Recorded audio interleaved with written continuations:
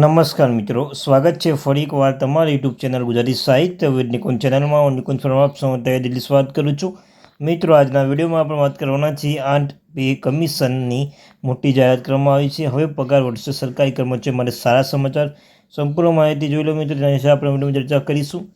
તે પહેલાં તમે અમારી જે વોટ્સઅપ ગ્રુપ ગુજરાતી સાહિત્ય વિદ નિકુંજ અને ટેલિગ્રુપ બંને બનાવ્યું છે, એ બંને જગ્યાએ અવશ્ય જોઈન થજો. લિંક ડિસ્ક્રિપ્શનમાં મૂકું છું. સાથે સાથે શિક્ષણ જગતની હરેક માહિતી પહોંચાડવામાં આવશે. સરકારી કર્મચારી બાબતે, આંગણવાડી બાબતે, હરેક શિક્ષક પે 8 પે કમિશનની મોટી જાહેર બાબત સંપૂર્ણ માહિતી તમને ચેનલ પર કરો. ચેનલ સબસ્ક્રાઈબ કરવાનું ભૂલશો નહીં.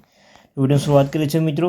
કેન્દ્રીય કર્મચારી માટે પગાર માળખું કેન્દ્ર સરકાર દાયકામાં સ્થાપિત પગાર પંચ નક્કી કરવામાં આવે છે. આવા પ્રથમ કમિશનની રચના જાન્યુઆરી 1947 કરવામાં આવી હતી અને સૌથી તાજેતર ફેબ્રુઆરી 2024ની સ્થાપના કરવામાં આવી હતી. હાલમાં કર્મચારી 7મા પગાર પંચ ભલામણના આધારે પગાર મળી રહ્યો છે. તો ચાલો હવે જાણીએ કે 8 પે કમિશનની વિગતવાર માહિતી. તો 8 પે કમિશન વિગતવાર 8મું પગાર પંચ. 8 પે પગાર કમિશનમાં એવી ધારણા છે કે 2024માં 8મા પગાર પંચની રચના કરવામાં આવશે, જેની અસંખ્ય કર્મચારીઓ આતુરતાથી રાહ જોઈ રહ્યા છે. કેન્દ્ર સરકાર તરફથી અપેક્ષિત સત્તાવાર જાહેરાત સાથે 8મો પગાર પંચ ટૂંક સમયમાં સ્થાપના થવાની શક્યતા રહી છે.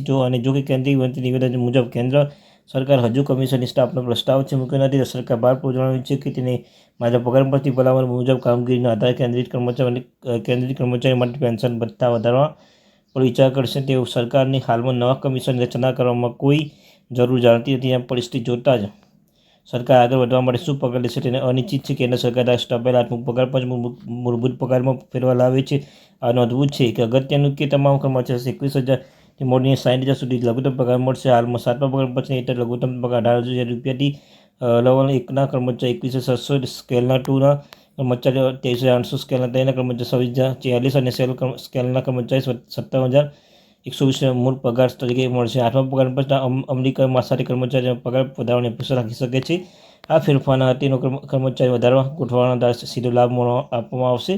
એકવાર સરકારની સમિતિને પ્રાપ્ત થઈ જાય તો 8મા પગાર પંચની સ્થાપના કરવા માટે કોઈ મુજબ સત્તાવાર જાહેરાત કરવા માટે ઝડપથી પગલાં લેવાની યોજના ધરાવે છે. 8 પે કમિશન તેના પૂર્વ કમિશનમાં દર દાયકા કેન્દ્રીય કર્મચારી પગારના માળખા સુધાર કરવા માટે જવાબદાર છે. આ કમિશન કર્મચારીઓને પગાર નક્કી કરવામાં નિર્ણાયક ભૂમિકા ભજવે છે. પરિણામે ઘણા કર્મચારી 8મા પગાર પંચની રચના આતુરપૂર્વક રાહ જોઈ રહ્યા છે.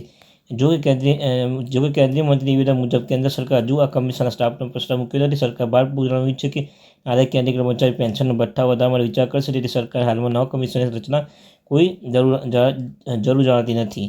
ત્યારબાદ મિત્રો, કેન્દ્ર સરકાર તરફથી અપેક્ષિત સત્તાવાર જાહેરાત સાથે 8મું પગાર ટૂંક સમયમાં સ્થાપના થવાની શક્યતા વધી રહી છે. આ વિકાસ દેશભરના લાખો કર્મચારીઓ માટે સીધો લાભોનું વચન ધરાવે છે. અને મિત્રો, 8મા પગાર પંચ અમલથી હોવાથી કેન્દ્રીય કર્મચારી સંઘ પગાર વધારવાની હિમાયત કરી રહ્યો છે. જો કેન્દ્ર સરકાર તાત્કાલિક કાર્યવાહી કરવાની નિષ્ફળ જાય તો તેવી ચિંતા છે કે લોકસભા ચૂંટણી નજીક આવી રહી છે. તેઓ આયોગની રચના માટે વૈકલ્પિક ઉકેલ શોધી શકશે અને કેટલાક પ્રારંભિક ફેરફારોની દરખાસ્ત કરવા માટે અનેક નવી સમયની સ્થાપના કરવામાં આવશે. આ ફેરફારના ખર્ચો કર્મચારી વધારવા ગોઠવણના સીધો લાભ આપવાનો છે. એકવાર સરકારની સમિતિનો અહેવાલ પ્રાપ્ત થઈ જશે તો તેનો 8મા પગાર પંચની સ્થાપના કરી દેવામાં આવશે.